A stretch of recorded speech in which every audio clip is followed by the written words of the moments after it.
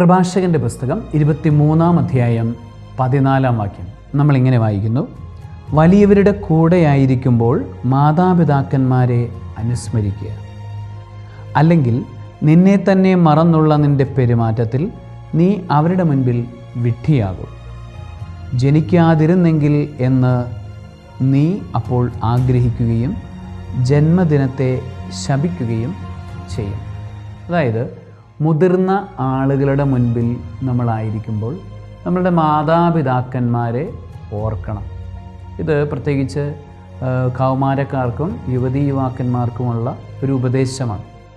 നമ്മൾ മറ്റുള്ള മുതിർന്ന ആളുകളുടെയൊക്കെ മുൻപിൽ പോയി നിൽക്കുമ്പോൾ മാതാപിതാക്കന്മാരെ ഓർക്കണം. നമ്മളുടെ മാതാപിതാക്കന്മാർ എങ്ങനെയായിരിക്കും? നമ്മളൊരു കാര്യം നമ്മളിപ്പോൾ ചെയ്യുന്ന കാര്യം ചെയ്തു കഴിഞ്ഞാൽ, അല്ലെങ്കിൽ നമ്മളിപ്പോൾ പറയുന്ന കാര്യം പറഞ്ഞു കഴിഞ്ഞാൽ, നമ്മൾ ഇപ്പോൾ പെരുമാറും വിധം വീട്ടിൽ പെരുമാറിക്കഴിഞ്ഞാൽ നമ്മളുടെ മാതാപിതാക്കന്മാരെങ്ങനെയായിരിക്കും അതിനെ ചിന്തിക്കുക? എന്തായിരിക്കും അവരുടെ പ്രതികരണം?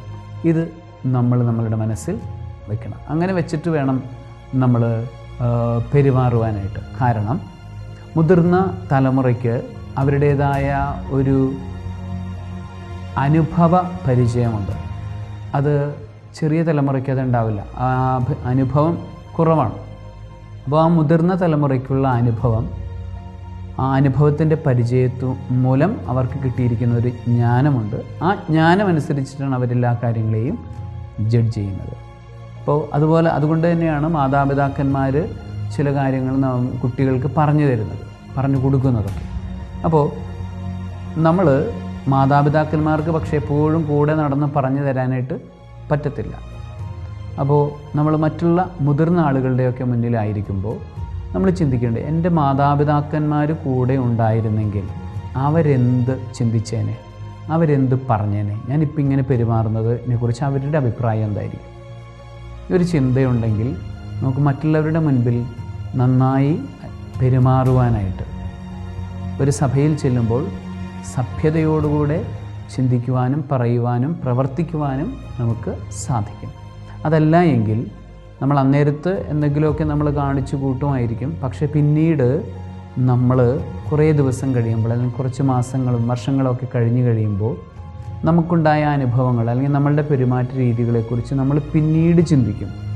എന്നിട്ട് നമ്മൾ പറയും, അയ്യോ ഞാൻ അങ്ങനെ അന്ന് പെരുമാറുണ്ടായിരുന്നു, ഞാൻ അയാളോട് അങ്ങനെ പറയണ്ടായിരുന്നു, ആ ഒരു സമൂഹത്തിന് മുൻപിൽ ഞാനങ്ങനെ ചെയ്യണ്ടായിരുന്നു എന്നൊക്കെ നമ്മൾ പിന്നീട് ചിന്തിക്കും.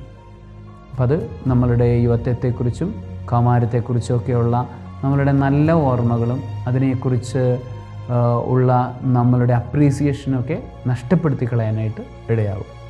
നമ്മളുടെ പേഴ്സണാലിറ്റിയെ ബാധിക്കും, നമ്മളുടെ കോൺഫിഡൻസിനെ അത് പിന്നീട് ബാധിക്കും. തോറ്റുപോകുന്ന അവസ്ഥകൾ നമ്മളുടെ ജീവിതത്തിൽ ഉണ്ടാകും. ചെറിയൊരു പരാജയം ഉണ്ടാകുമ്പോൾ തന്നെ എല്ലാം നഷ്ടപ്പെട്ടു പോയി എന്നുള്ള തോന്നലൊക്കെ നമുക്ക് ഉണ്ടാകും. അതുകൊണ്ടാണ് ആ ചെറുപ്പകാലത്ത് തന്നെ നല്ല ശീലങ്ങൾ ഉണ്ടാകണം. മറ്റുള്ളവരുടെ അപ്രീസിയേഷൻ ലഭിക്കും വിധം നമ്മൾ പെരുമാറാൻ പഠിക്കണം. അത് സാധിക്കുന്ന ഒരു പോയിൻ്റാണ്, ഒരു ടിപ്പ് നമുക്ക് ദൈവവചനം പറഞ്ഞു തരികയാണ്. എപ്പോഴും നിൻ്റെ മാതാപിതാക്കന്മാരെക്കുറിച്ചുള്ളൊരു ഓർമ്മ നിനക്കുണ്ടായിരിക്കും. അപ്പൻ എന്ത് പറയും, ഞാൻ ഇങ്ങനെ പെരുമാറി, എൻ്റെ അപ്പച്ചൻ എന്ത് ചിന്തിച്ചേനെ, എൻ്റെ അമ്മ എന്ത് പറഞ്ഞേനെ, എൻ്റെ അമ്മ എന്ത് ചിന്തിച്ചേനെ. അങ്ങനെയുള്ളൊരു ഓർമ്മയും ചിന്തയും നമ്മളുടെ മനസ്സിലുണ്ടെങ്കിൽ എല്ലായിടത്തും നന്നായി പെരുമാറാനുള്ള കൃപ നമുക്ക് ലഭിക്കും. സർവശക്തനായ ദൈവം പിതാവും പുത്രനും പരിശുദ്ധാത്മാവും ഓർമ്മയോടെ ജീവിക്കുവാനും നന്നായി പെരുമാറുവാനുമുള്ള കൃപ കൊണ്ട് നിങ്ങളെല്ലാവരെയും സമൃദ്ധമായി നിറയ്ക്കുമാറാകട്ടെ. ആമേൻ.